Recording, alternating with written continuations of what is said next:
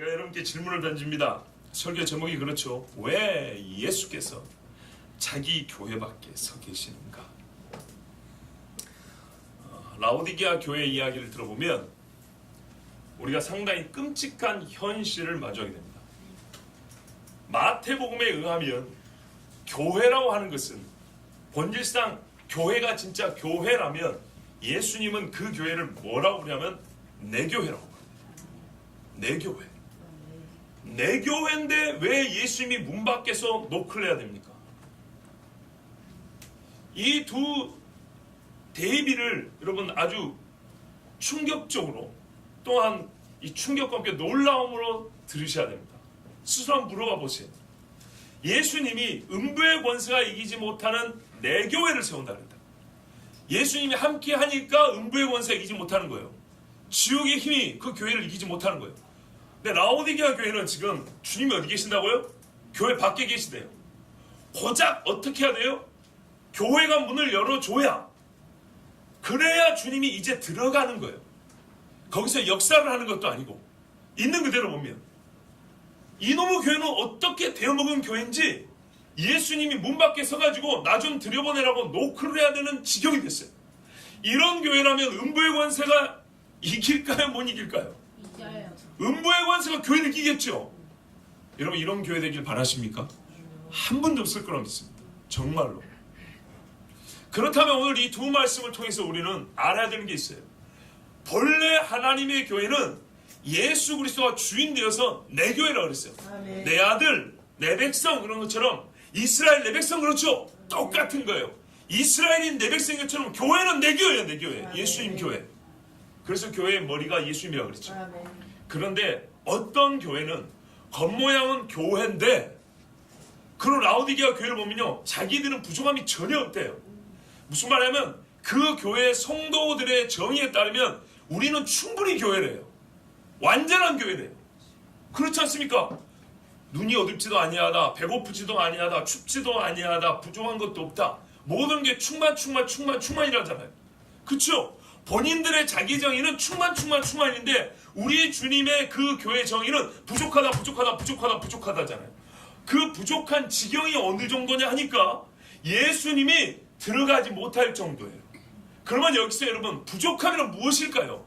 비유로 눈이 멀었다 했고 비유로 옷이 없어서 벌거벗었다 했지만 이 비유가 의미하는 바는 무엇이 부족하냐면 예수를 교회의 머리로 세움이 부족하다는 거죠. 예수 그리스도를 교회의 주인으로, 이 교회의 주인이 예수님이라는 그 인식과 지식이 부족하다는 것이죠. 이해가 되십니까? 주님이 교인들이 가난하다고 그 교회 안 들어갑니까? 교인들이 맹인들만 모였으면 그 교회 안 들어갑니까? 장애인들만 모였으면 예수님 안 들어갑니까? 부족하다 그럽니까? 아니죠. 우리 주님이 항상 뭘 갖고 부족하다니까? 물고기 2마리, 그냥 2요. 그렇죠. 물고기 2마리, 떡 5개도 부족하다 그러던가요? 안 부족하대요. 안 부족하대요. 저 돌들이 하나님을 찬양한대요. 안 부족하대요. 어린아이의 젖먹이의 찬양을 받는데 안 부족하대요. 다윗 같은 사람 정치 철학 안 배우고 행정학 박사 안 따도 양을 치던 목동이라 할지라도 이 나라 다스리는데 안 부족하대요. 뭐하면? 여호와를 경외하면 지혜와 지식의 근본을 갖고 있기 때문에 전혀 부족하지 않대요. 그러면 성경이 말하는 부족하다는 거예요. 다 영적인 문제예요.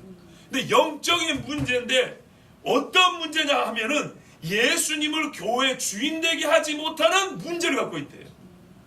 이 문제. 그래서 우리는 라오디게아 교회를 볼 때 무슨 배경을 공부할 게 아니라고요. 그 동네 무슨 안약 만드는 공장이 있었고 그 옆에 무슨 가죽 공장이 있었고 옷을 잘 만드는데 이 사람들은 그런 게이트를 달리는 옷을 입고 부족하지 않다 했고, 여러분 이거는 그들에게 부족한 것이 무엇인가, 실제로는 영적인 게 부족한데 영적인 영역의 부족함을 물질 영역의 비유로 가르쳐 준 겁니다. 하나님 나라 비유를 포도나무로 가르쳐 주듯이, 그쵸? 천국을 그물로 가르쳐 주듯이. 천국 가서 그물 칠 일 있습니까? 없지요. 천국 가서 무슨 누룩으로 부풀리고 빵 쪄먹을 일 있습니까? 없다고요. 하나님 나라의 세계, 그 하나님 나라의 실상과 원리, 어떻게 그 나라는 돌아가느냐, 누가 그 나라에 들어가느냐, 그 나라에 어떤 복락이 있느냐, 우리가 그 나라에 대해서 무엇을 해야 되냐, 하나님 나라에 대한 각 영역, 각 측면을 이 우리 육을 갖고 있기 때문에 육적인 것들을 사용하여 비유로 가르쳐 준 거라고요.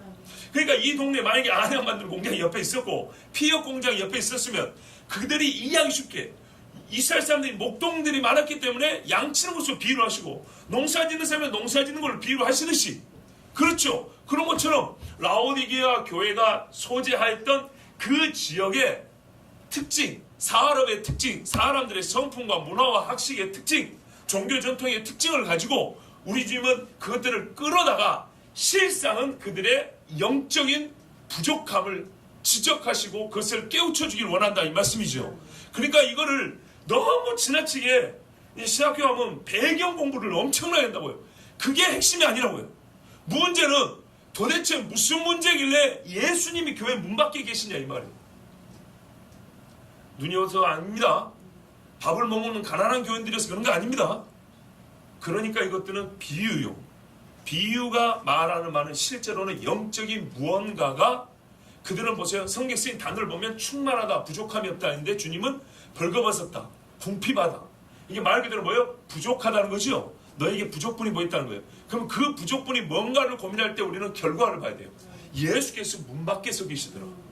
뭐가 부족한지 영적인 건 확실한데 예수님은 왜 육을 보는 분은 아니니까 영적인 건 확실한데 그 영적인 것이 도대체 무엇이길래, 무엇이 부족한데 교인들은 스스로 오해하여 자기 자신을 충만하다고 생각해서 이게 얼마나 큰 오류고 얼마나 큰 죄이길래 주님이 이 잘못된 지식의 문제로 말미암아 교회를 못 들어가시는가, 내 교회라고 하시는 그 교회를 못 들어가시는가 하면은 그 답은 어디에 있다고요?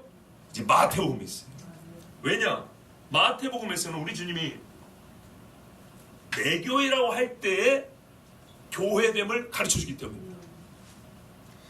결론부터 말하면 주님이 들어가고 못 들어가고의 문제를 말하면 바로 예수를 누구로 아느냐의 문제입니다. 이게 이 마지막 때의 가장 큰 문제 중에 하나. 신학적으로 보면 그리스도에 관한 이야기, 옛적에도 허탄한 소리가 비율로 보면 통계적으로 보면 훨씬 더 많습니다. 보세요. 죽었던 세례 요한이라 하더이다, 엘리야라 하더이다, 선지자 중에 하나입니다. 와, 그러면은 선지자 중에 하나니까 후보가 되는 선지자가 몇 명이에요 도대체? 통계적으로 보면 세상이 예수님에 대하여 하는 말이 99%예요. 아니 죽은 선지자가 몇 명이냐고요. 이름 있는 선지자만 수십 명이요, 무명의 선지자가 얼마나 많은데요. 그죠? 그러면은 그것이 다 틀렸대요. 잘 보세요. 이 중에서 불경건한 사람 있습니까? 세례 요한 우리가 발뒤꿈치라도 따라갑니까? 엘리야 손이라도 잡아봤습니까? 아니죠. 우리 그런 사람 못 되죠. 선지자들 그 수고와 고통을 우리가 압니까? 모릅니다. 그런데 이 대단한 인물들을 갖다 내줘도 예수님이 뭐래요? 틀렸대요. 제가 마태복음 강의 때도 말씀드렸지만 아버지를 아버지로 불러야지 아버지가 제일 가까운 근사지 큰아버지로 부른다고 맞는 게 아니에요. 작은아버지쯤 불러주면 만족하세요, 이게 아니라고요. 아버지면 아버지고 아니면 아닌 것이지 근사치는 답이 아니에요. 그런데 신학적으로 그죠? 근사치를 많이 말해요. 이 정도 만족하시라고. 무슨 뭐 도덕 선생님 형님 이런 소리 아니고 진짜 경건한 인물을 갖다 붙여요. 신학적으로 아주 꾸밈을 많이 해가지고 화환을 쫙 그 목에 걸어줘요. 그러나 예수여, 당신은 우리 죄를 위하여 죽은 대속자는 아니에요. 그냥 우리가 높여주고 숭배해주는 요 정도의, 우리 신학적으로 아주 고상한 표현 해줬잖아, 요 정도에 만족하시어요. 이런 것들이 굉장히 많아요. 바로 예나 지금이나 사람은 변화 지금 똑같습니다. 봐보세요. 경건한 유대인, 성결 가진 유대인들이 예수 그리스도를 보고 듣고 경험했는데도 불구하고, 분명히 만져봤는데도 불구하고 하는 말이 대부분은 선지자 세례 요한, 세례 요한도 선지자입니다. 마지막 선지자 엘리야, 그 다음에 선지자 중 한 사람. 그러니까 잘 보세요. 종합하면 선지자입니다. 여기서 우리가 주의할 게 있어요. 이거는요 어원으로 풀 문제가 아니라는 거예요. 그리스도 기름 부음 받은 자, 누가 기름 부음 받았냐? 왕, 선지자, 제사장. 여기서 우리 예수님은 왕이요 선지자요 제사장으로 봐야 된다는 것입니다. 제가 오늘 그 이야기 하려는 게 아니에요. 그 어원으로 푸는 건 옛날에 다 했어요. 오늘 저는 본문으로 풀어할 거예요. 본문에서. 그래서 우리 아는 바에 또 새로운 지식을 더하려고 하는 거예요. 봐보세요. 왜 이렇게 풀면 안 되냐면 사람들의 하는 말이 전부 다 예수님을 선지자라 말했어요. 그럼 틀린 거 아니잖아요. 그리스도를 어원으로 풀면 기름 부음 받은 자고, 기름 부음 받은 자가 누구냐면 선지자와 제사장과 왕이란 말이에요. 그리고 예수님이 선지자적 사역도 했단 말이죠. 그러니까 그 중에 하나 기름 부음 받은 자, 마시아, 그 헬라어로 말하는 그리스도, 크리스토스, 그리고 그 크리스토스는 누구냐 하면 기름 부음 받은 자여서 선지자다. 그런데 예수님은 어떻게 해요? 선지자를 부정해버렸잖아요. 본인이 선지자적 사명을 감당하지 않았다는 게 아니라 나를 고작 선지자로만 보는 것은 틀렸다 그 말이죠. 그러니까 여기서는 우리가 어원적으로 접근할 문제가 아니에요. 아시겠죠? 어원으로 접근할 문제가 아니고 이후에 이어지는 말씀을 봐야 돼요. 이후에 이어지는 말씀. 자세히 보면 예수님이 여기서 그리스도라고 하는 말에 만족하신 이유가 그 다음에 따라 나와요. 그리고 그리스도라고 부를 때는 반드시 세트로 함께 나오는 정의가 있어야 돼요. 즉 보완적 설명이 있어요. 그리스도를 이해할 때 그냥 단순히 사전풀이 하듯이 왕, 선지자, 제사장 이렇게만 틀렸다는 것을 보여주는 서술로 연결된 보충 설명이 있어요. 이 보충 설명과 함께 했을 때 그리스도, 이 본문에서 주님이 만족하신 그리스도가 무엇인지 알 수 있다 이 말이죠. 자, 보십시오. 예수님이 분명히 마태복음에 내 교회라고 부르는 교회는 어떤 교회인지를 말해줬고, 그 내 교회라고 할 때는 반드시 예수님 자신에 대한 바른 지식과 신앙 고백이 있을 때 내 교회라고 부른다. 그러면 라오디게아 교회에 왜 주님이 문 밖에 계시냐면 그들은 충분하다, 충만하다, 완전하다 했지만 주님이 보시는 뭐가 부족했다고요? 바로 자기들의 주라고 부르는 예수를 그리스도로 알지 못했다는 겁니다. 그리스도라고 부르긴 했지만은 어떤 그리스도인지 근사치 정도의 그리스도로 만족했을 수 있다 이 말입니다. 이 세상이 말하는 그리스도의 정의를 따르고 그 그리스도의 정의, 잘못된 정의를 충실히 따르면 그 충실함이 100%랄지라도 잘못된 정의 때문에 어떻게 되죠? 죽는다 이 말입니다. 그래서 우리 주님이 교회 문 밖에 계셨어요. 그러면 이러한 일들이 이 시대에 있을까요 없을까요? 엄청나게 많습니다. 왜? 성경에는 배도하는 일이 있다. 배도는 다른 게 아니라 그리스도에게 등을 돌리는 거예요. 그리스도에게 등을 돌릴 때는 여러 가지 이유가 있겠지만은 제가 작년인가 설교했죠. 배도의 시작은 뭐라고요? 지식을 받아들이지 않는다 그랬지요. 기억나십니까? 예, 유튜브와 교회 홈페이지에 올라와 있으니까 배도의 시작 치면 나옵니다. 한번 들어보십시오. 그러므로 오늘 우리가 진짜 참 교회로 남기 위해서 우리 주님이 믿음을 보겠느냐 그랬죠. 인자가 올 때 믿음을 보겠느냐 했을 때 그 믿음이라는 것도 산으로 옮길 만한 믿음이기 전에 가장 중요한 건 그리스도에 대한 믿음입니다. 예수님에 대한 믿음이라는 거죠. 그래서 우리는 쉬지 않고 매일은 아니지만은 끊임없이 반복적으로 우리가 믿는 이가 누군지에 대하여 들어야 될 이유가 있습니다. 자기들 스스로 어느 시대 어느 정도 시간이 가버리면 만족을 해버립니다. 다 안다고 생각합니다. 충분하다고 생각합니다. 그런데 우리 주님은 그 교회 문 밖에 계십니다. 이와 같은 안타까운 일이, 이 비극이 없기 위하여 우리는 다시 처음으로 돌아갑니다. 예수님이 교회를 처음으로 정의한 그 자리로 돌아갑니다. 예수님이 교회를 처음 말씀하신 그곳을 보면서 우리는 말 그대로 기초부터 다시 보면서 마지막을 준비합니다. 제일 중요한 게 첫 번째 뭐라고요? 예수님은 어원적인 그리스도 해석을 거부하셨다. 그리고 근사치로서의 그리스도 이해도 거부하셨다. 이 모든 것들은 한마디로 죽은 그리스도 이해입니다. 세례 요한, 엘리야, 선지자 중에 한 사람. 물론 엘리야는 죽지 않고 승천했지만 다 현존하는 사람들이 아닙니다. 그냥 엘리야는 조금 그냥 차치하고 죽은 이야기입니다. 예수님에 대하여 아무리 세상 사람들이 많은 말하고 그럴듯하게 근사치로 얘기할지라도 주님 앞에서는 그것은 다 죽은 이야기입니다. 사변적인 것들입니다. 사변은 말뿐이고 현실성이 없는 걸 사변이라고 그러죠. 근데 저는 여기다 죽을 사자를 쓰겠습니다. 죽어있는 변론입니다. 예수님에 대하여 죽은 변론들입니다. 이런 건 아무 짝에 쓸모없습니다. 우리 주님이 그래서 진짜 유일하게 딱 한 가지 쓸모있는 변론, 딱 한 가지 주님이 만족하는 대답을 오늘 들려주십니다. 사람에게서 배울 수 없는 말이죠. 그러니까요, 이것도 우리가 정말 들어요. 사람의 신학으로 예수님을 정의할 수가 없는 거예요. 네? 그 시대에 날고 긴다는 성결을 가진 이스라엘입니다, 여러분. 약속과 언약이 있고 예배가 있고 성결을 가진 그때 당시 유일무이한 성경을 가진 민족도 예수님을 이해를 못해요. 근데 지금 신학자들이 하는 말 중에는 얼마나 괴짜 같은 얘기만. 제가 요 근래에도 진짜 이 금요일 밤에 복잡한 얘기를 안 하려고 제가 지금 학자들의 이야기를 안 꺼냅니다. 이런 이야기는 너무 참 머리를 아프게 하거든요. 하여튼 언젠가 그거는 다른 시간대 하기로 하고요.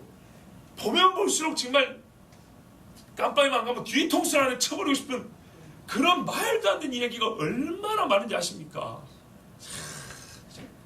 일단 그거는 구체적으로 말씀드리고 죄송하고요. 하여튼 그런 줄 아시고 이 시대 사람들이 하는 예수님에 관한 이야기 여러분 듣지 마시고 성경에 하는 이야기를 잘 보십시오. 예수님이 말합니까? 바요라 시몬아 네가 복이 있다. 이 대답 하나 복이 있대. 여러분 우리가 뭘 가지고 복이라 합니까? 예수님을 바로 아는 것이 우리 주님이 인정하는 복입니다. 복. 이를 내게 아는 게 아니라 혈육이 아니요 하늘이신 내 아버지냐. 혈육이 하나만 땅의 것이 아니라는 얘기입니다. 땅에서 난 지식이 아니라 완전히 바울이 하늘로부터 내려온 지식으로 예수 그리스도를 믿고 증거한 것처럼 이건 철저히 육에서부터 날 수 없는 거다. 이게 누군가가 육적인 이해와 육적인 기초에 의해서 바탕에서 예수를 정의한 거는 들을 필요가 없어요. 거기 뭐 쓰레기 더미 뒤져가지고 먹을 거 하나 있겠지. 그런 바보 같은 짓을 할 필요가 없어요. 그거 하나 주워 먹다가 더 장염 걸리고 식중독 걸리고 죽어요. 처음부터 예수님 이야기는 어떻게 해요? 하늘로 들으면 돼요. 어젠가 그제 새벽에 그랬어요. 예수님이 동산에 들어가시니라. 다른 복음서에는 겟세마네라고 부르는데 요한복음은 겟세마네라고 안 불러요. 동산이라고 불러요. 그리고 놀라운 건 거기 문짝이 달린 것도 아니고 뭐 티켓 끊고 들어가는 것도 아닌데 그냥 길가에 있는 것인데 들어가시니 이렇게 돼 있어요. 여기서 우리는 에덴 동산을 본다 그랬어요. 에덴 동산. 에덴 동산에서 에덴 동산과 겟세마네를 다른 사람은 동산하는데 요한은 일부러 동산을 하는 거예요. 왜? 아담이 엎어버린 세상을 다시 세우는 예수님을 보여주려고 하는 거예요. 그 말씀에 그런 신비가 있는데 그 중에 정말 놀라운 건 뭐냐면 제가 엊그저께 말씀드렸죠. 마귀 새끼는 아니 아담과 하와는 마귀하고 노닥거렸다고요. 마귀하고는 처음부터 말을 할 필요가 없는 거예요. 예수님은 이 고난과 어려움을 가지고 그 동산에서 뭐냐면 아버지께 기도를 했어요. 아버지와 대화를 했다고요. 마귀하고는 대화를 해서 이긴다는 이게 말이 안 되고 마귀는 그냥 내쫓는 거고 대적하는 것이 성경을 보세요. 마귀는 대화의 존재가 아니라 대화. 근데 아담과 하와가 참 안타깝게도 마귀하고 보통 사람들이 대화하는 것처럼 대화하면서 노닥거려 버리니까 어떻게 해요? 결국에는 못 이긴다고요. 인간은요 하나님이 이 생각 속에서 부재한 순간 마귀하고 어떤 접촉을 하더라도 그 접촉 전부터 반드시 부패하고 썩고 죽게 돼 있어요. 절대로 못 이겨요. 최상의 조건에 최고의 능력을 가진 아담과 하와도 단방에 보내졌다고요. 뭐요? 요건 몇 마디예요. 여러분 마귀하고는 절대 말을 섞으면 안 돼요.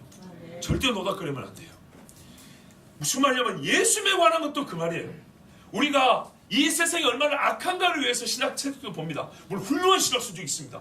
절대적으로 그걸 인정합니다. 그런데 개떡 같은 인간들이 많아요. 예수님에 대하여 정말 말도 안 되는 소리를 한 사람이 부지기수예요. 저한테도 수백 권의 책이 있다고 하죠. 그런 말을 한 사람이 수백 명. 전 세계에 수천 명도 더 될 거예요. 자, 그런데 그런 말들은 신앙이 약하거나 우리가 믿음이 힘들 때 보면 어떻게 해요? 꼴까닥 넘어갑니다. 그래서 여러분에게 조심하라고 하는 거예요. 미리 말씀해 드린 거예요. 절대로 예수님에 관한 이야기는 세상에서 배우지 마세요. 세상 사람들이 그러는데 예수님을 뭐라고 하더라고. 요즘에는 예수님을 또 이렇게도 본다네. 따라가지 마시라고요. 이게 여기가 진리고 예수의 권위였다면 제발 성경만 보세요. 성경만.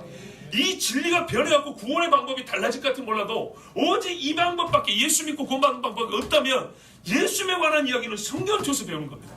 자, 하나님께서 주신 지혜로만 아는 것입니다. 자, 보십시오. 이제 우리가 고백을 볼게요.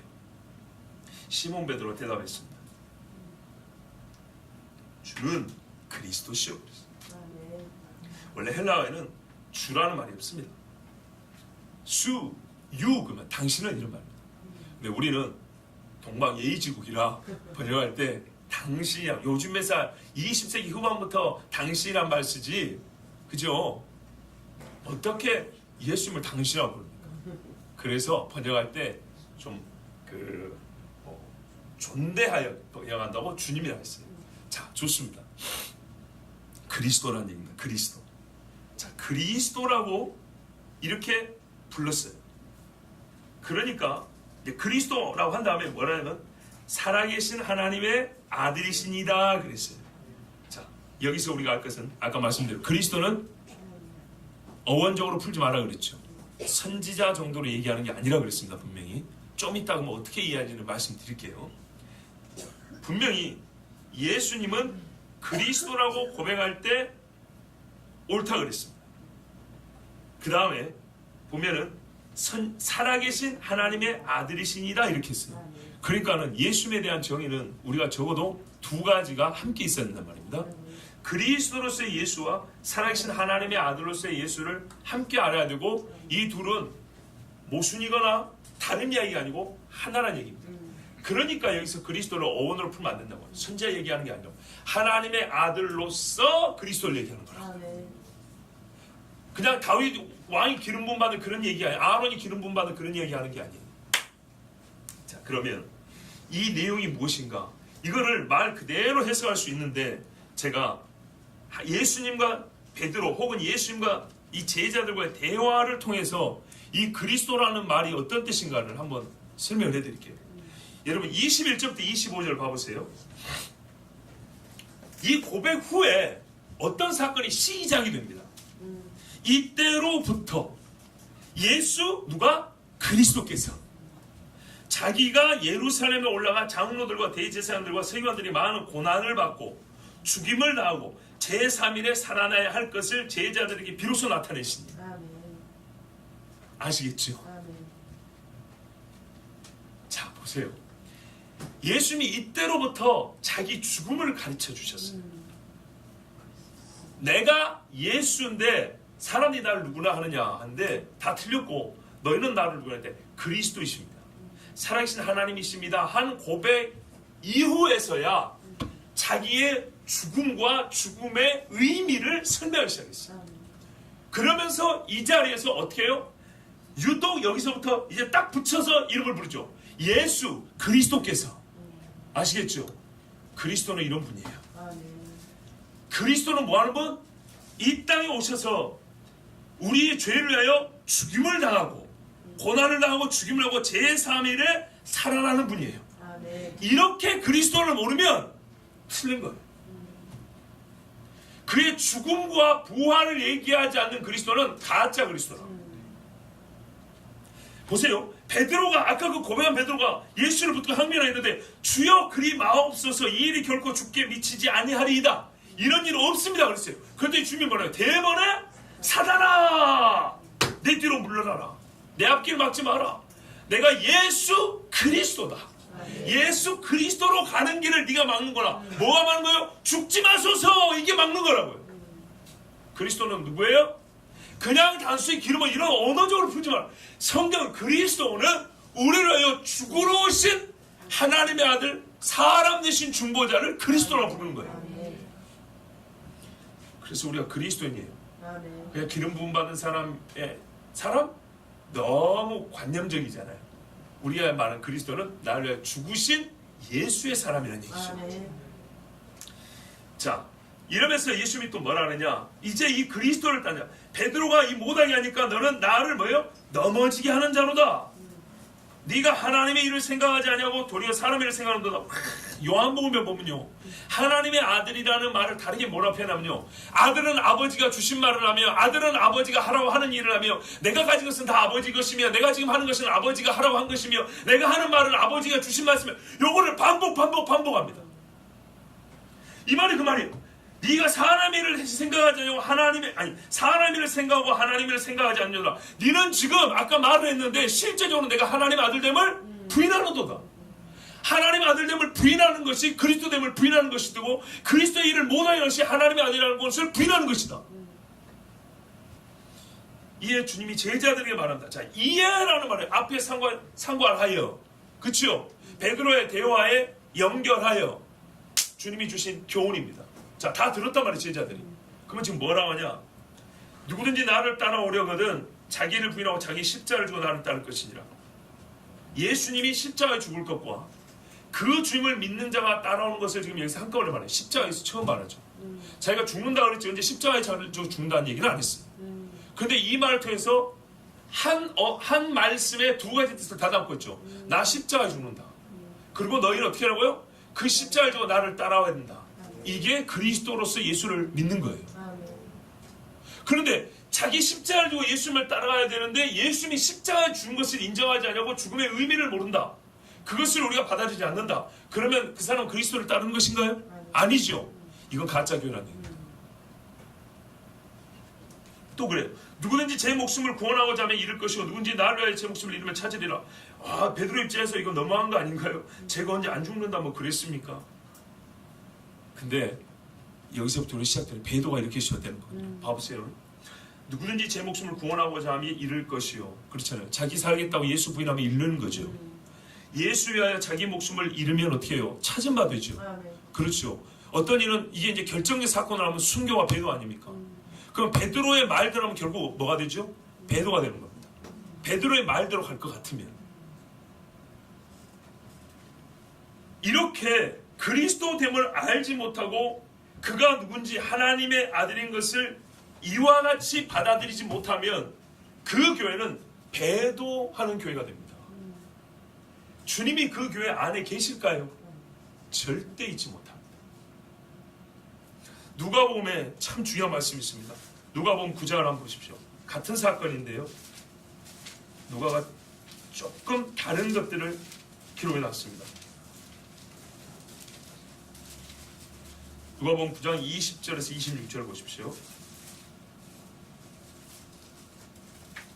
역시 예수님이 물어보셨습니다. 그 다음에 대답을 했죠. 그런데 이렇게 말합니다. 너희는 나를 누구라 하느냐 할 때 베드로가 하나님의 그리스도시니이다. 그러니까 하나님의 그리스도, 하나님의 보낸 자란 뜻입니다. 그래서 어떤 성경에는 여기다가 이 말의 뜻을 알기 때문에 삽입한 단어가 하나 있어요. 보낸 혹은 보낸 자라는 말을 넣었어요. 원문에는 없는데 이게 그런 뜻이라고. 그냥 하나님의 그리스도가 무슨 말이냐 할 때 그 말의 뜻은 하나님의 보낸 그리스도라는 뜻이다. 이래서 집어넣은 게 있어요. 그게 뭐 꼭 잘했다는 건 아닌데 적어도 우리가 무슨 뜻인지는 알아요. 하나님께로부터 보냄받은 그리스도라 이런 말이에요. 자, 그러니까 우리 지금 말하면 경고하사 이 말을 아무리 들이지 말라. 틀려서 그런가요? 때가 아니어서 그래요. 그러면서 하시는 말씀이 역시 똑같죠. 인자가 많은 고난을 받고 장로들과 대제사장들 세관들이 어떤 버림받아 죽임을 당하고 제3일에 살아나야 하리라 하시고. 자, 마태복음과 다른 거 한번 찾아보십시오. 아니죠. 예수님의 이어지는 말씀이었어요. 그러니까 마태복음을 보면 여러분 이겁니다. 마태복음 보면 16절에서 대답을 한 다음에 예수님이 바요나 시몬아 네가 복이 있다. 그 다음에 내가 이 반석 위에 교회를 세우리라 하죠. 그리고 뒤에 말씀하신 다음에 저기 어디입니까? 아까 본 대로 21절 가니까 이때로부터 자기가 죽을 것을 가르쳤다 그랬죠. 근데 이 본문에는 그 중간 단계가 없이 바로 자기가 죽을 걸 바로 가르칩니다. 그렇죠? 바로 가르쳤는데 예수님이 하신 말씀에 뭔가 차이가 있어요. 인자하고 불렀어요. 그렇죠. 인자라고 불렀어요. 예수 그리스도께서 이거는 마태가 이제 깨달아서 부른 거고 예수님이 그때 실제로 자기를 부른 것은 인자라고 불렀다는 얘기예요. 무슨 말씀인지 아시겠죠? 다시 그대로 손을 놓고 마태복음 16절을 봐보세요. 어떤 차이인가? 자, 보세요. 마태복음의 16장 16절 고백하고 누가복음 9장의 20절 고백하고 있습니다. 그 다음에 마태복음서는 17절부터 와 네가 이거를 알다니 복이 있다 하면서 예수님이 베드로 칭찬해주고 이 짓이 하늘로부터 났다. 그리고 내가 교회를 세울 거다. 천국 열쇠 준다고 교회 주신 권세를 많이 말씀하죠. 그죠? 이렇게 추가된 다음에 20절에 경고하사 자기가 그리스도의 글쎄라고 말하지 마라 이래 됐지요. 근데 이 말씀이 누가복음에서는 바로 20절의 고백 다음에 교회에 대한 말씀이 없이 바로 21절에 경고하사 이렇게 돼 있죠. 그 다음에 이어지는 말씀이죠. 이때로부터 이제 이 고백이 있었기 때문에 주님이 추가로 가르쳐 주시는 말씀이 마태복음은 21절부터 시작하고 누가복음은 22절부터 시작하는데 시작할 때 마태는 보세요. 예수 그리스도께서 자기가 하면서 뭐예요? 이거는 간접 인용이에요. 무슨 말씀 아시겠죠? 예. 여러분이 하는 말씀이 이런 거죠. 아, 목사님이 오늘부터 새벽기도 한다고 했어. 이렇게 기도한 거고 제가 이제 이렇게 한 거죠. 저는 오늘부터 여러분과 함께 새벽기도를 하고 싶습니다. 이렇게 말을 하죠. 이걸 직접 인용할 때는 저는 이렇게 나오겠죠. 이게 누가복음이고 여러분이 그걸 듣고 전달할 때 아, 목사가 혹은 목사님이 이게 바로 마태의 기록 시간입니다. 마태는 간접 인용을 했기 때문에 예수님을 이때부터 뭐라고 불러요? 들었으니까 그리스도라고 불렀고 예수 그리스도께서 이렇게 이제 말씀하셨다고 한 것이고 예수님은 직접 자기가 말을 할 때는 인자가 이렇게 말한 거예요. 인자가 대제사장에게 잡혀서 이방인들이 넘겨지고 고난을 당하고 3일 만에 죽고 죽임을 당하고 3일 만에 부활하리라 이렇게 말씀하셨다고 따옴표를 두 개를 큰 따옴표를 붙여가지고 이렇게 쓴 게 누가복음이고 마태복음은 예수님이 하신 말씀을 전달하는 식이에요. 여러분 이해되죠? 완전히 이해되죠? 예수님이 이런 말씀에서 이렇게 하는데 거기에다 그리스도를 딱 붙였어요. 그러니까 어떻게 해요? 지금 이 말씀은 그리스도라고 자기를 가르쳐 주신 이후에 그리스도됨의 의미를 가르쳐 준 말씀을 우리가 마태를 통해서 알 수 있고 누가를 통해서는 예수님이 자기를 여기서 지칭할 때 인자라고 불렀으니 우리는 그리스도와 인자의 관계도 알아야 된다 이런 말입니다. 분명히 예수님은 직접 말할 때는 인자가 죽임을 당한다 이랬는데 마태는 인자가 죽임을 당한다 이거를 단순한테 전달할 때는 예수 그리스도께서 죽임을 당한다고 말을 했어 이렇게 말을 했다고요. 그러면 여러분 우리가 여기서 그리스도를 똑바로 알기 위해서는 사람에서 들은 말이 아니라 성경대로 하면 뭘 알아야 돼요? 인자를 알아야 돼요. 인자가 뭐냐면요 사람의 아들입니다. 말 그대로 사람인의 놈자자입니다. 사람의 아들인데 어디서 쓰였다고요? 다니엘서에. 그런데 이게요 아주 신비로운 호칭입니다. 무슨 말이냐면 그리스도라는 말은 히브리어 메시아가 번역된 말이잖아요. 이거는 의미가 또렷해요. 또렷하다고. 하나님의 아들도 의미가 또렷해요. 그래서 사람들이 예수님을 그리스도로 하는 거하고 하나님의 아들이라고 말할 때는 막 돌을 들고 달라들었어요. 근데 인자라고 말할 때 돌 든 사람 봤어요? 아무도 없어요. 인자는 흐릿한 말이에요. 자기를 감추는 호칭이에요. 말 그대로 사람의 아들 이러니까.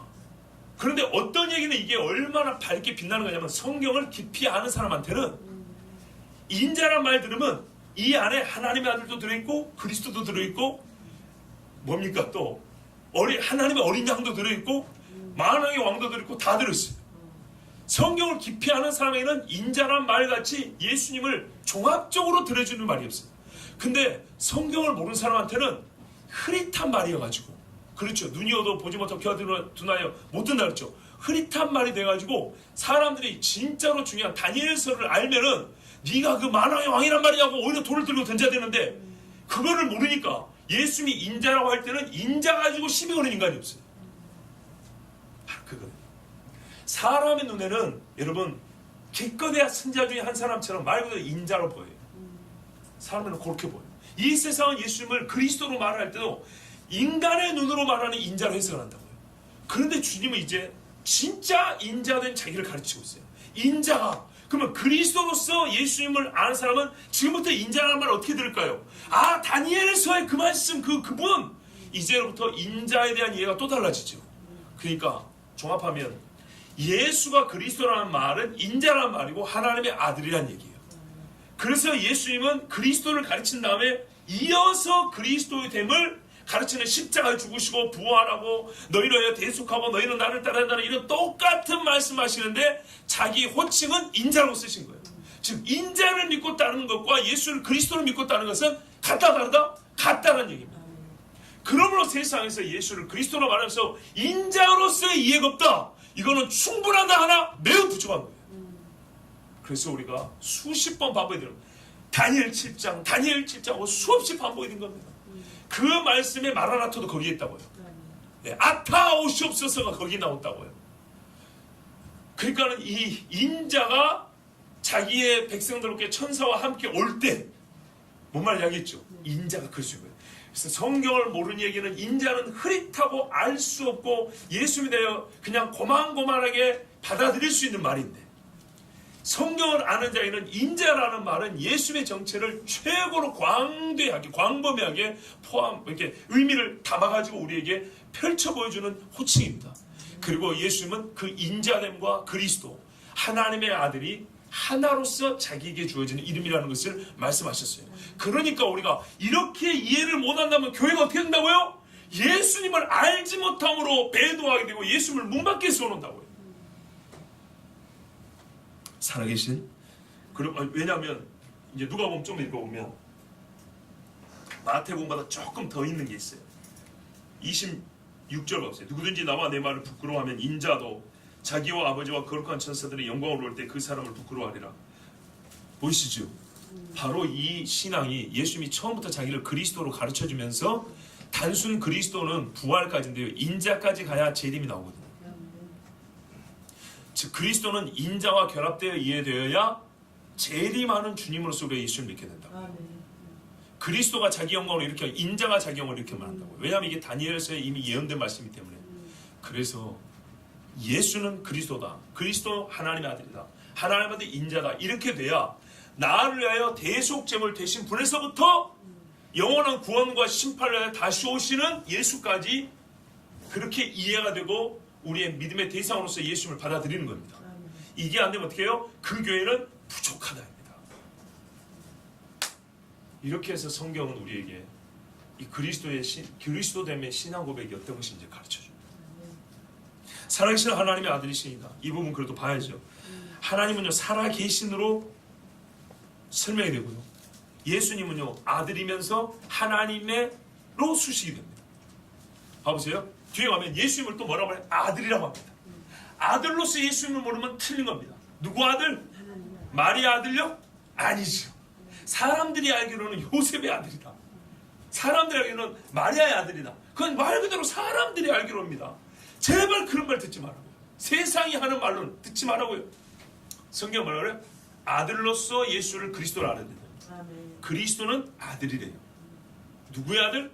하나님의 아들이래요. 근데 어떤 하나님? 살아계신. 근데 이 세대는 또 죽은 하나님 얘기하네요.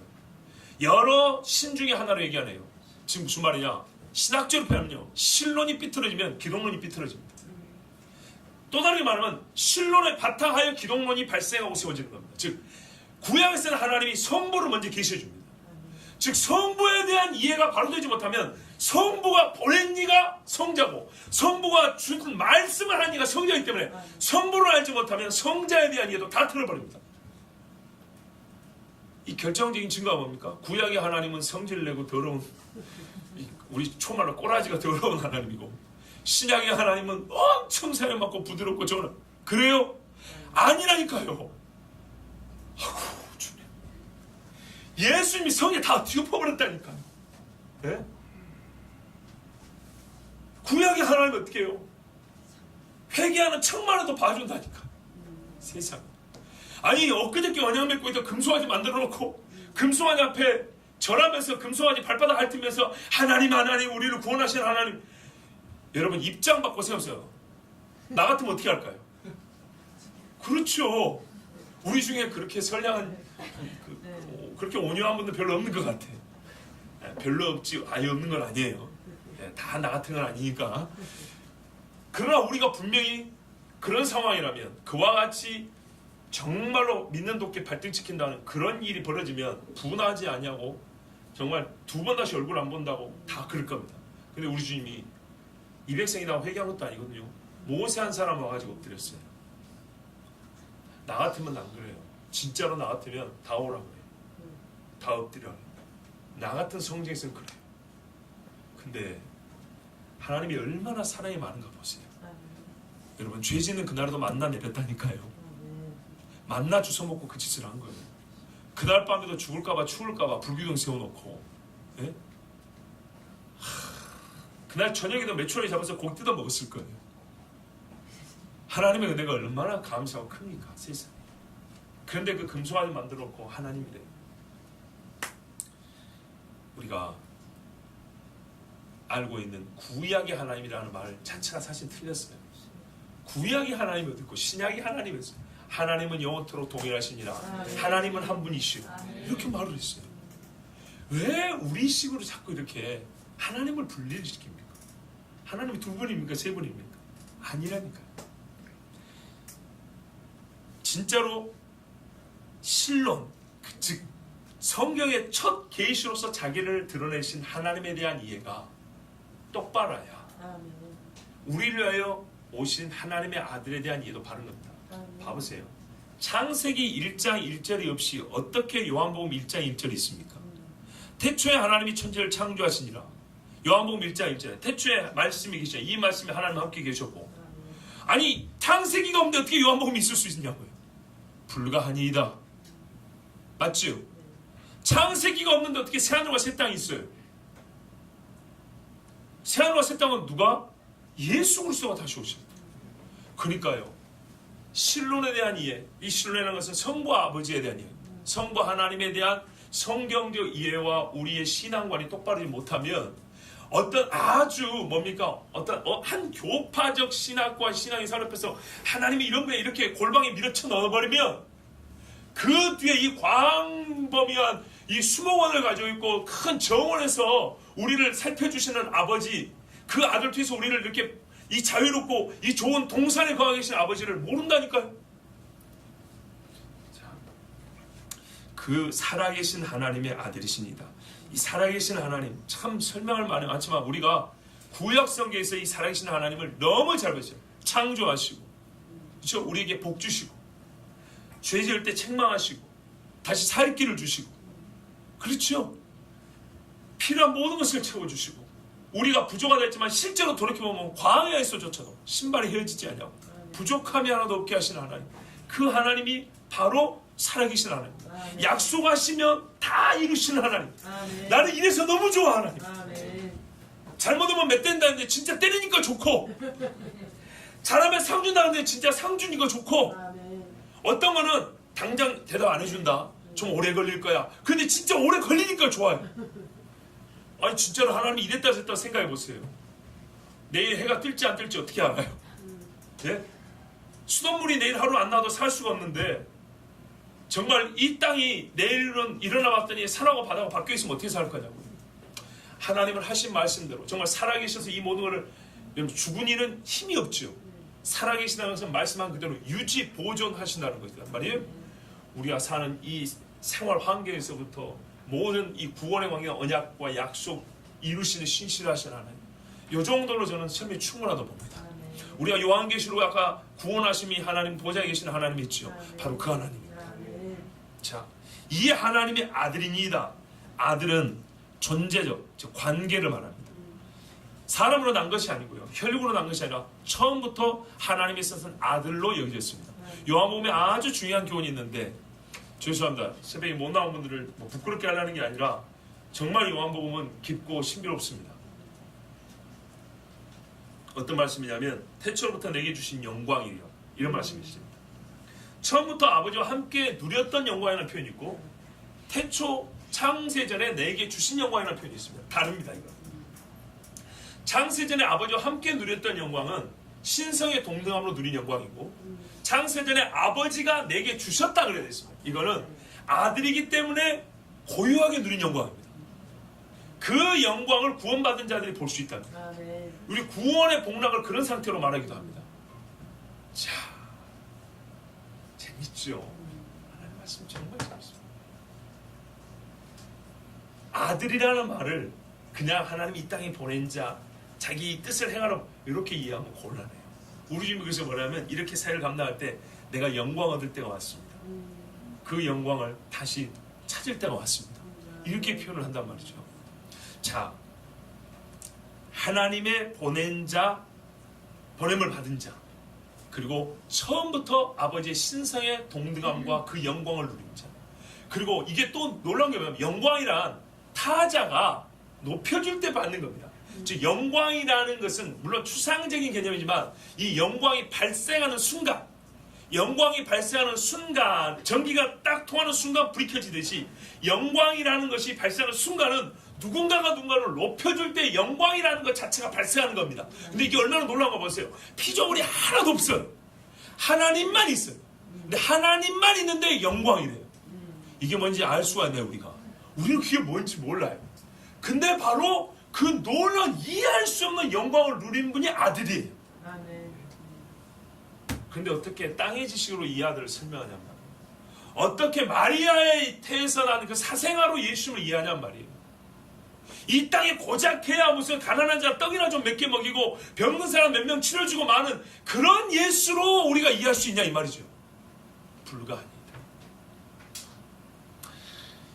예수님은 기쁨으로 대속의 사역을 감당하셨습니다. 아버지가 명한 대로 모든 것을 아버지가 주신 대로 이 땅에 오실 때는 어떻게 해요? 본래 그 영광이 동감이지만 그게 이거거든요. 하늘 영광 버리고 이렇게 그 말이에요. 모든 피조물과 무한하게 갖고 있었던 영광을 내려놨어요. 그리고 이 땅에 왔어요. 우리가 같이 됐어요. 그 다음에 예수님은 영광 하나 더 하셨어요. 뭐냐면 육을 입고 중보자의 사명을 감당했을 때 저분이 우리의 중보자야, 저분이 우리의 십자가에 죽으셨어 하는 피조물이 올려드린 영광, 이게 하나 추가됐어요. 그래서 만물을 그 발 안에 꿇게 하시고 이렇게. 요분이 아들이에요. 그 일을 행하신 분이 하나님, 살아계신 하나님이에요. 아버지와 아들 관계, 이것이 바로 또 뭐예요? 그리스도를 이해하는데 필수적이라는 얘기예요. 한마디로 성육신에 대한 이해가 달라야 합니다. 그래서 요한 1서에 그러잖아요. 영들을 다 믿지 말라. 이 악한 영이 얼마나 그 교활한 일들을 많이 합니까? 그런데 요한 1서에서 영들을 다 믿지 말라 할 때에 강조한 것은 한 가지였습니다. 아들을 부인하는 자에는 아버지가 없고 아버지를 부인하는 자는 아들이 없다 그랬죠. 성경이 이렇게 정확합니다. 아들을, 예수님을 뭐라고 말해요? 아들이라고 불렀어요. 예수를 그리스도라고 부를 때 아버지의 아들로서 알지 못하면 아버지도 모르는 거고 아들도 모르는 거라는 거예요. 정말 뭐예요? 헛된 것을 믿고 있는 거라는 거예요. 근데 뭐라고 그래요? 적그리스도의 영이니 아들이 이 땅에 육을 입고 온 것을, 아버지가 있고 그 아버지의 살아계신 하나님의 아들로서 이 땅에 육을 입고 온 것을 부인하는 자마다 적그리스도니 오리라 한 말을 너희가 들었거니와 벌써 왔다, 이렇게 말하죠. 요한일서 4장을 한번 보겠습니다.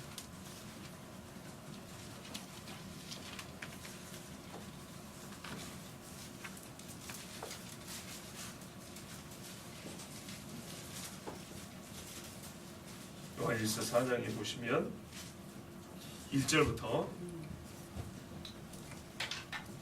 3절까지 우리 함께 읽겠습니다. 시작. 사랑하는 자들아, 영을 다 믿지 말고 오직 영들이 하나님께 속하였나 분별하라. 많은 거짓 선지자가 세상에 나왔으며 이로써 너희가 하나님의 영을 알지니 곧 예수 그리스도께서 육체로 오신 것을 시인하는 영마다 하나님께 속한 것이요 예수를 시인하지 아니하는 영마다 하나님께 속한 것이 아니니 이것이 곧 적그리스도의 영이니라. 오리라 한 말을 너희가 들었거니와 지금 벌써 세상에 있느니라. 아멘. 네, 주의할 것은 적그리스도가 벌써 세상에 있다는 얘기가 아니었습니다. 적그리스도의 영입니다. 즉 이 말은 적그리스도가 나중에 와서 할 일과 똑같은 짓을 하는 그 영입니다. 그러니까는 2000년 전부터 적그리스도의 길을 준비하는 영입니다. 참 이런 표현 쓰고 싶지 않은데 그래도 뭐 우리가 쉽게 이해할 수 있는 겁니다. 예수께서 오실 길을 예비하는 영이 있고 사람이 있었던 것처럼 적그리스도의 영은 적그리스도 올 채비를 했어요. 근데 그 채비가 뭐냐? 이게 바로 2000년 동안 신학적으로 예수가 그리스도인 것을 부인하고 성육신의 의미를 폄하시켜버리고 아버지와 아들 관계를 끊어버리는 이런 짓을 했다는 겁니다. 이것이 절정에 달할 때, 즉 세계 교회와 신학교에서 이제 보편적으로 그들의 주류 신학으로 예수는 그리스도라고 부르기는 부르는데 그리스도의 의미가 뭐냐 할 때 성육신이 아니다. 하나님 아버지와는 별개다. 그는 우리를 대속하여 죽은 사람이 아니다. 그는 부활하지 않았다. 다시 오지 않는다. 다시 온다는 말은 우리에게 희망을 주려는 상징적인 선언이다. 이딴 소리라고 이것을 교회들이 광범위하게 받아들일 때 누가 등장해요? 적그리스도가 짜잔 들어간다. 왜요? 만약에 이러지 않고 성경대로 믿는데 적그리스도면 대번에 가짜는 게 드러날 거 아니에요. 그런데 성경이 가르쳐 주신 그리스도에 대한 가르침이 사람들의 머리에서 지워져 버리고 부족한데도 불구하고 우리는 다 갖고 있다, 우리는 옳게 알고 있다, 이렇게 스스로 자만해 있을 때 적그리스도가 딱 등장하면 그를 보고 뭐라고 했어요? 자기들의 그리스도 이해와 합당하니까, 합치하니까 저가 그리스도라고 쫓을 거 아닙니까? 마귀는요 이렇게 준비를 합니다. 그래서 적 인자가 아닙니다. 적 하나님의 아들이 아니고 적 그리스도랍니다. 그리스도로서의 예수를 부인하게 하는 영이 이 마귀요 적그리스도 영인데, 그리스도로서 우리가 예수를 믿는데 핵심은 뭐냐면 성육신이에요. 성육신. 그리고 아까 우리가 읽었던 마태나 누가복음에서도 이것들을 종합해보면 성육신하고 다 관계가 있어요. 맞습니까? 그래, 이거를 부인하면 어떻게 돼요? 말로는 그리스도 예수를 믿는다고 백날 첫날 해도 어떻게 돼요? 그 교회는 예수님과 무관한 교회예요. 잘해봐야 예수님이 불쌍히 여기셔서 밖에서 똑똑 녹화하는 정도밖에 안 돼요. 그 교회에 들어오셔서 좌정하시지 않아요. 성경은 말해요. 하나님의 영은 좌정하시고 우리 가운데 거하시고 우리 위에 임재하시고 우리를 사용하시고 우리를 통해 역사하시다 이렇게 해줘. 근데 라오디게아 교회는요, 예수님의 이런 임재와 동행과 역사하고는 아무 상관이 없어요. 예수님이 밖에 계시는 거예요. 그럼 이 교회는요, 자기들 스스로 부정함이 없다는데 자기들은 예수와 함께 하는 줄 알고 다 자기가 예수인 것처럼 그렇게 했겠죠. 실상 이쯤 되면 어떻게 돼요? 적그리스도는 그 교회의 그리스도로 좌절합니다. 이런 일이 우리 시대에 벌어질 걸로 저는 예상이 됩니다.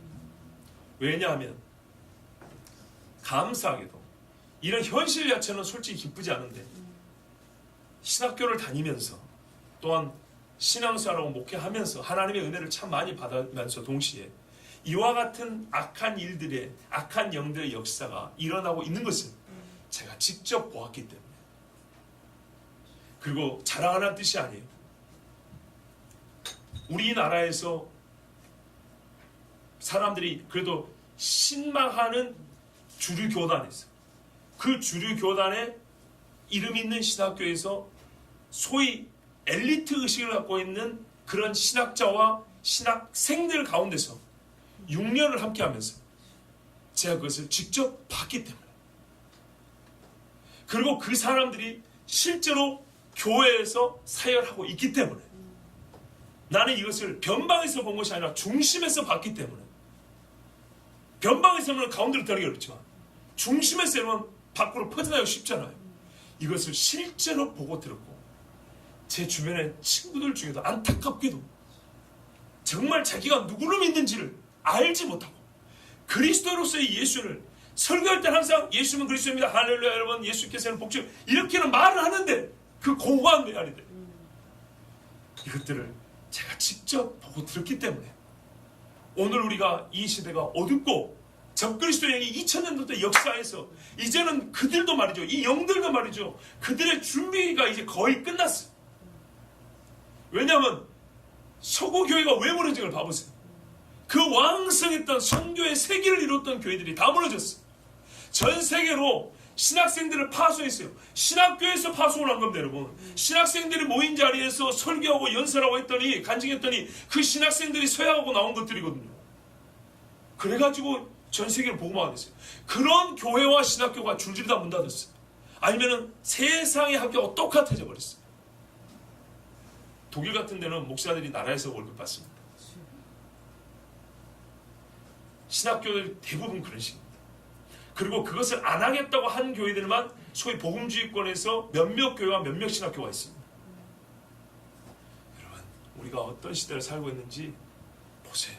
뉴스를 보면 예수 믿는 사람들을 핍박하는 애도 잘 안 보이지만 인터넷 찾아보면 예수 믿는 사람을 핍박받는 현실을 보잖아요. 그런데 이걸 보고도 왜 교회가 잠잠합니까? 왜 이걸 보도 교회에서는 설교도 못하고 위하여 기도하자 말도 못합니까? 바로 자기들이 누구를 믿는지, 자기 십자가를 주고 나를 따를 것이니라에 대한 인식이 부족한 상태로 목회를 하고 영혼들을 바라보는 목회자들이 그 어느 시대보다 많기 때문입니다.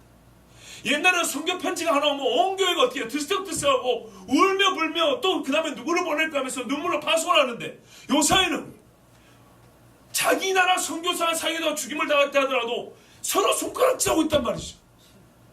감사하기는커녕 하나님, 우리나라에 정말, 우리나라가 이제는 선교하는 나라, 옛적에 우리와 한테 갖고 조선 사람들에게 칼로 목이 쳐 죽임을 당한, 이제 거꾸로 우리 조선 사람들이 예수를 믿고 나와서 목이 잘리는데도 복음을 전할 수 있는 그런 나라 되셔서 우리가 복음을 세우는 감독님 언더우드의 기도가 응답이 됐다 그 말입니다. 언더우드의 기도가.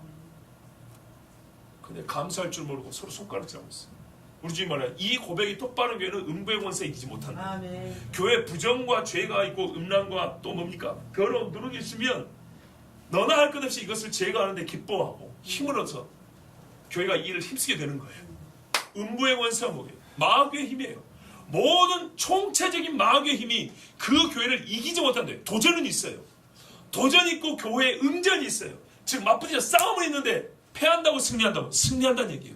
싸움이 없다는 얘기가 아니에요. 부딪힘이 없다는 얘기 아니에요. 있어요. 그러나 반드시 승리한다고 그랬어요. 아멘. 그런데 교회들이 껄끄락 넘어간다고요. 왜 그럴까요? 주님 말씀대로 그거예요. 내 교회가 아니니까. 왜 내 교회가 아니냐? 너희는 누구를 믿는지 모르고 지금 믿는다고 있는 그런 말이에요. 그러니까 교회가 음부의 권세 앞에 못 이기고 넘어지는 겁니다. 신학교도 음부의 권세에 못 이기고 넘어가는 겁니다. 선포하기는 좋죠. 선포하기 좋아요. 제가 몇 년 전에 청주에 있는 공군기지에 예배 인도하러 갔어요. 찬양 뜨겁게 하고 정윤아 미안해. 이해하고 들어줘.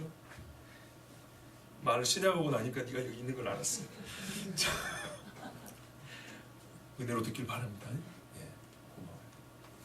갔는데 예배를 막 찬양하고 애들이 막 뜨겁게 하고 내가 찬양 얼마 좋은데 녹음까지 했어. 찬양 인도자가 훌륭한 제가 아는 사람인데 훌륭해. 그래서 막 좋았는데 이 마태복음 본문을 설교했거든요. 마태복음 본문을 사실상 거의 요청을 했어요. 왜요? 군교회잖아요. 승리를 선포해 달라는 거예요. 뭔가 암시를 줬어요. 그래서 제가 이 본문을 설교하게 됐어요. 근데 그 뭐 다른 깊은 이야기 안 하고 여러분 교회는 음부의 권세가 이기지 못합니다. 막 이거를 제가 이 말만 10번 봐봐도 다 좋아했을 것 같아요. 군인들이 얼마나 좋아합니까? 막 찬양 너무 좋은데 설교 끝났는데 분위기가 별로 안 좋더라고요. 문제는 그거였어요. 음부의 권세가 이기지 못한다는 말은 할렐루야인데 어떻게 해야 음부의 권세가 이기지 못하는 교회가 되냐? 당신들은 지금 어떤 교회로 여기서 있는 것이냐? 어떻게 신앙생활을 하고 있다고 생각하는가? 군인들아, 우리 공군에서 군생활 우리 애랑군 뭐 공군이나 육군이나 해군에 별 차이 없는데 군인들이 교회에서 막 좋다고 찬양하고 막 뛰면서도 찬양을 하지. 그게 어느 정도 진실하다고 보세요. 그런데 그 와중에 이 선포를 해주길 바란다는 그런 제가 이게 거의 뭐 암시를 받고 말씀 설교를 부탁받았기 때문에 근데 그대로 원하는 대로 해줬으면 오죽이나 좋았겠습니까만 저는 그렇게 해줄 수가 없었어요. 죽이는 거예요. 이 분위기가 우리의 승리를 보장해 주는 게 아니에요. 그들의 의지가 음부의 권세와 싸웠을 때 승리를 보장해 주는 게 아니에요. 진짜로 우리가 누구를 믿느냐? 예수가 누구냐? 그 예수에 대한 신앙 고백이 어떠하느냐가 살고 죽음, 이김과 패배의 판가름이 나는 기준점이에요. 근데 이 젊고 요즘에 보통 대학교 안 다니는 젊은 애들 있어요. 대부분 그렇죠.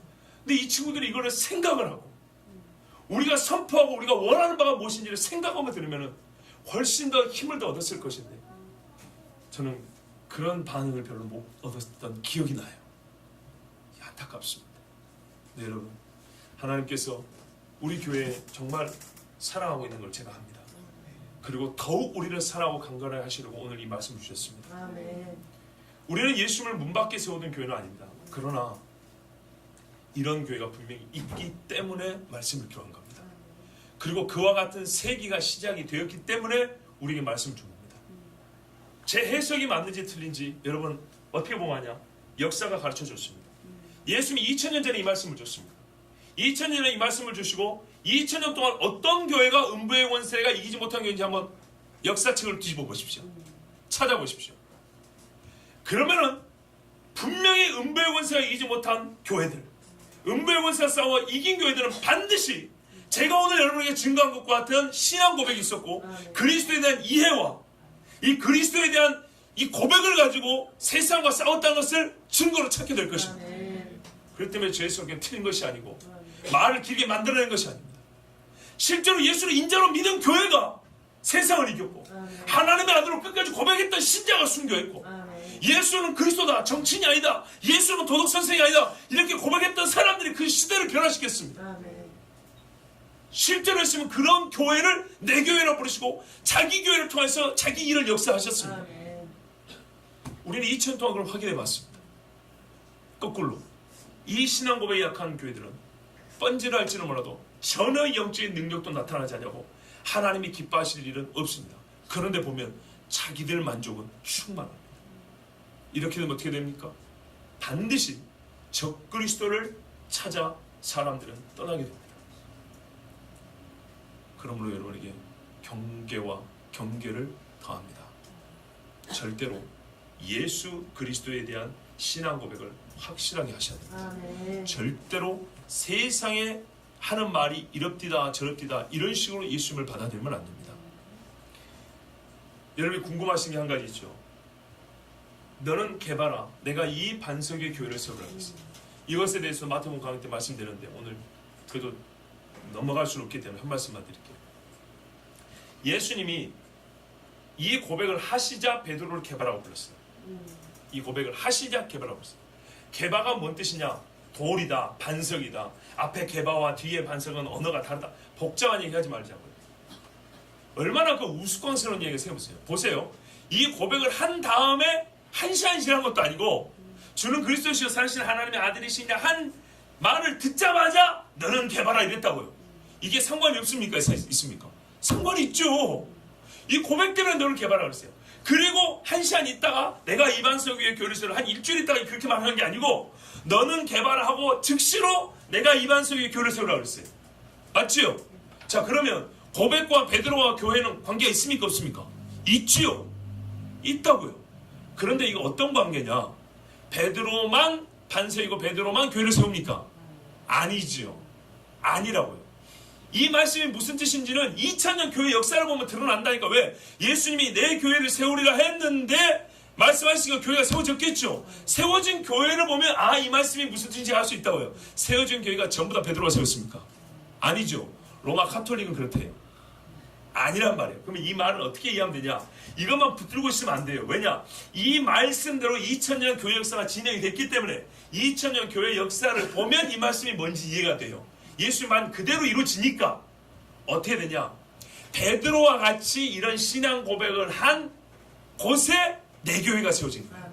베드로 같은 신앙 고백을 한 자가 자기가 재산을 터서 교회를 세우지만 그거는 예수님이 내 교회라고 부른 교회가 된 거예요. 이해가 되시죠? 베드로의 한 사람 인격이 교회가 달린 것도 아니고 이 고백이 따로 돌아다니면서 교회를 세운 것이 아니라 이 고백을 한 신앙인, 이 신앙을 가지고 있는 사람을 통해 하나님은 교회를 세우는데 그 교회를 사람이 벽돌로 쌓았을지라도 사람이 자기 재산을 털어냈을지라도 주님은 내 교회라 부른다 이 말이에요. 그리고 실제로 베드로가 사도행전에서 처음으로 교회를 세운 것과 마찬가지잖아요. 그와 똑같은 역사를 나타내는 교회들이 세워져 왔어요. 그것을 우리가 봅니다. 자, 여러분, 우리가 이제 기도할 바가 무엇입니까? 이 세대에 그리스도론에 관해서도 책이 얼마나 많이 나왔는지 모릅니다. 예수님에 관하여 말할 수 있는 사람들이 엄청 많습니다. 요즘에는 신학자들, 인류학자들, 고고학자들, 생물학자들, 문학가들, 과학자들, 별의별 사람들이 예수님 이야기를 막 합니다. 그런데 이 모든 말들 들으면 성경과 상관이 없습니다. 성경 구절 인용을 합니다. 맞습니다. 교회도 간판을 붙여낼 수 있습니다. 교회라고. 교회 이름 자체를 그리스도의 교회라고 붙인 데도 있습니다. 그러나 실제로 그리스도가 내 교회라고 부르냐, 예수님이 내 교회라고 부를 수 있냐 아니냐, 아니면 문 밖에 서 있냐 아니냐는요, 자기 만족에 달려있는 것이 아니라 자기들의 자신감에 달려있는 것이 아니라 성경에 가신 대로 마태복음과 누가복음이 말씀한 대로 과연 예수를 누구라고 말하느냐, 근사치가 아니라 정확하게 그리스도 인자 하나님의 아들, 이렇게 정확하게 성경대로 알고 고백하고 그를 어떻게 해요? 그가 지신 십자가를 지고 따라가는 자들이 모일 때에 그 가운데 임재하시고 역사하는 내 교회로서의 예수 믿는 자들이 모인 교회가 되는 겁니다. 끝까지 우리가 이렇게 예수님 내 교회라 부르는 교회로 남기를 축복합니다. 믿음을 지키십시오. 신앙 고백을 지키세요. 인자를 부인하지 마세요. 시인하면 주께서 그의 사람들 천사들과 영광 중에 올 때 우리를 시인하시고 부르실 줄 믿습니다.